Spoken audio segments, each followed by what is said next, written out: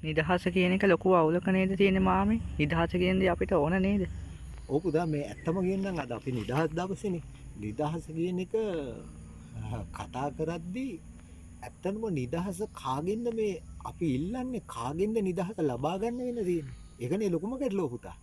නිදහස මිනිසාගේ මානව නිදහස නැති කරලා තියෙන්නේ මානවයමයි. එහෙනම් මිනිහා මිනිහෙකුගෙන් නිදහස ඉල්ලන එක නේ මේ කරන්නේ.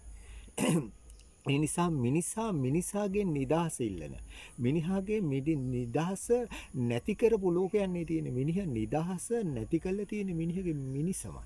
ඒ නිසා මිනිසගේ නිදහස අර්ථවත් කරගන්න මිනිහා අනිකාගේ නිදහස ගැන Taman තුල ඇතිවෙන්න ඕන සහකම්පණය. මොකක්ද දන්නවද? අත්තානං උපමං කତ୍වා කියන එක තමයි Taman උපමාවටගෙන අනිකා ගැන සිතන බුදුන් වහන්සේ දේශනා කර ਸਰවකාලීන අගයක් ඇති අදහසම තමයි ලෝකේ මානව නිදහස තහවුරු කරන්න තියෙන විශ්ව ප්‍රකාශනය. මොකද මම මගේමයි අනිකාද අනිකාද මාමෙන්ම මිනිස්සෙකි. ඔහුටද මාමෙන්ම ජීවිතයක් ඇත. ඔහුද මාමෙන්ම ඔහුගේ නිදහස ඔහුට අයිතිය ඇත. ඒ නිසා මා අනිකාගේ නිදහස නැති කිරීම, අනිකාගේ අභිමානය නැති කිරීම, මා වෙන්ම අනිකාද මිනිස්සෙ කියන සිතුවිල්ල මිනිහුතුල ඇති වෙන එක විශ්වීයව දැනකට තමයි බුදුන් වහන්සේ යන්නේ.